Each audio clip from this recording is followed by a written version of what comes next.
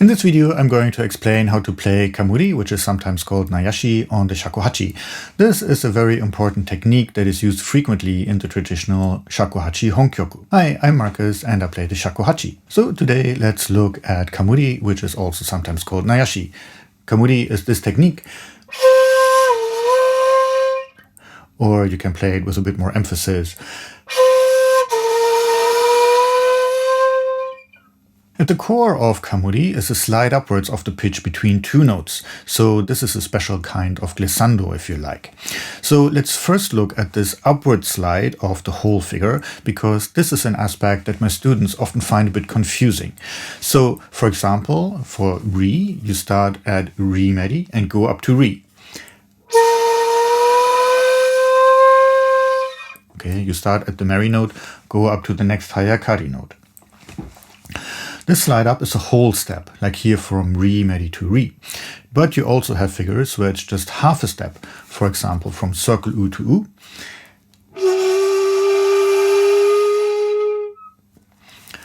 So u already is a meri note, and circle u is the next lower dimedi note. So this is the same as re pitch. Okay, so here you have the pattern where you start with a dimedi note going up to a meri note.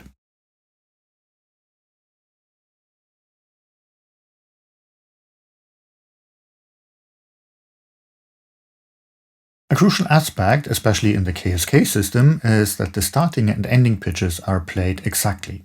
The third main thing to get right is that the lower note is a heavy note, and while you're sliding up, the tone gets lighter. So again, the re example.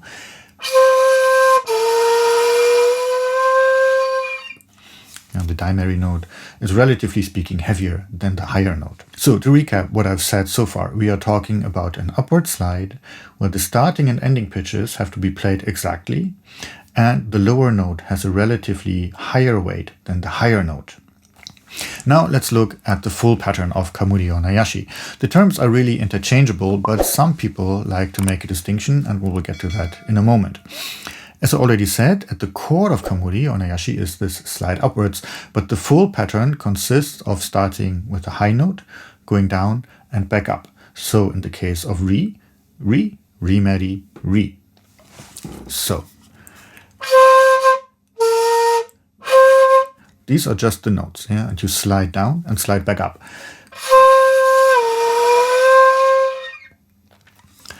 So I've been talking a lot about this slide up, and you may have come across the term suri. This just says do an upward slide. Okay, so this is suri or sugi. Suri age means do an upward slide, but that's really all that is. Kamuri or nayashi, on the other hand, really have this form: high note, low note, high note. This is the pattern for Kamuri. There are two prototypical ways of playing this pattern. The first one is where you just make a continuous movement. High note, you slide down and you slide back up. So this is a Kamuri. I played it quite slowly, but this is a Kamuri. Observe that the upward movement is a bit slower than the downward movement. Okay, so this is why I emphasize this upwards movement, this upward slide at the beginning of this video. The second type of this pattern is where you play the high note, then you play the low note, so you go directly, and then you slide back up. This is this pattern.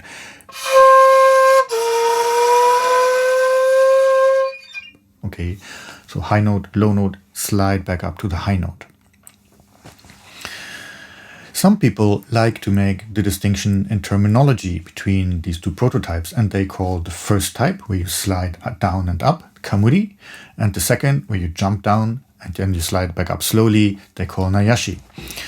The problem with using these labels is that there are not just these two cases, these prototypical cases, as I call them, but this is really a spectrum. And in playing honkyoku, you will not just play these two versions that I've played so far for you, but you will play stuff in between as well, okay? And so this is a very important aspect. You don't just have these two patterns, but you can have many points on the spectrum. And for that reason, my teacher discourages making this distinction in terminology.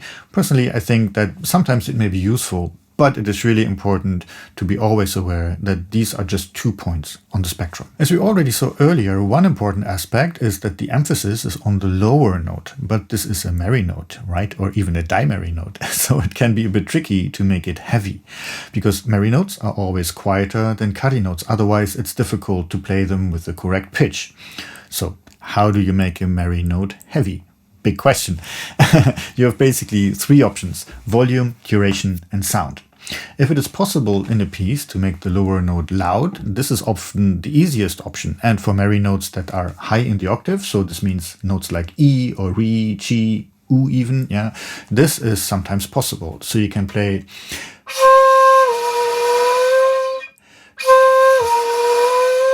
something like this, yeah. If it is not possible to make the note loud, especially for notes like tsu-daimeri or ro-daimeri, this is basically impossible playing it loud. Not just basically, it's impossible to play these notes loudly because immediately the pitch will rise way too high. So in these cases, you can make the note longer than you would expect in the musical context. This also makes the note more prominent. The difficulty with this solution is that it has to be balanced with the flow of the piece. The flow cannot slow down just for this one note. Okay, but you can play.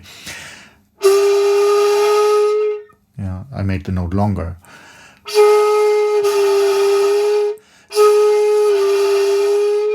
I made the lower portion longer, yeah, or for tsu-daimeri.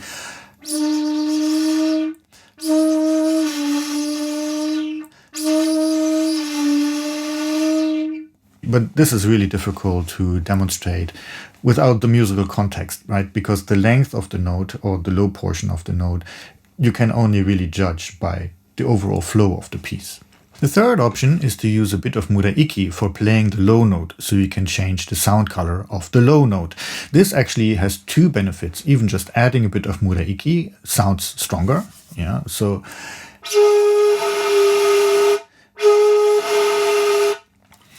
I didn't change anything else. I just added a bit of muraiki and the impression was already stronger. But using muraiki also lowers the pitch of the note. So yeah, so if I play it with proper muraiki, I lower the pitch. And this, of course, makes it then easier to play the merry note, because you're lowering the pitch this way, and the main difficulty of playing merry notes is to make the pitch low enough. If you are unsure about how to produce muraiki, you can watch the video I'm going to link up here, which I made a while ago. Which of these 3 techniques you use always depends on the context, and often it is a combination of 2 of these techniques or even all 3. You should always ask your teacher which way to do this is the best way in any given situation. Again, this is a good point. I think I would like to point out that I'm hoping these videos are helpful for you, but they are not a replacement for lessons with a qualified teacher like me. So if you want to learn playing shakuhachi, please get a teacher. It doesn't have to be me, of course. Choose a teacher that plays the style you like. And this may also be a good opportunity to say that I make the scripts of these videos available in text form on Patreon. I produce a little playing guide for shakuhachi, where each month I add some of the material that I present in these videos so that you have a text-based resource. This way it's much easier to look things up. Yeah, it's quicker than scrolling through hours of YouTube videos. Okay, you can just make a textual search. So if you support me on Patreon, you can get access to this playing guide as well. And this is also a good opportunity to give a shout out to my Patreon supporters. Thank you all. These prototypes that you could call Kamuri and nayashi typically are written a bit differently in the KSK notation. Generally, the convention there is that if you have a Kamuri, so if you're on the Kamuri side of this spectrum, you will usually find the so-called Kamuri sign. Yeah, this is just a little tilde that you write, for example, Re, and then a little tilde below. That means play Re Kamuri. When you are more on the nayashi side of the spectrum, it is often written as distinct notes with a bar movement. Okay, so you have these vertical bars in the honkyoku notation of the KSK, not just KSK. This is very typical of honkyoku notation. You have the symbol for the pitch, then the bar goes to the left, and then it slides back up. Okay, then you are more on the nayashi side of the spectrum. As always, I hope this explanation was helpful for you, not just if you're playing Keisuke style, but other styles as well. If you want to brush up on your Muraiki playing skills, I'm going to link this video here. And I'll see you in the next one. Bye.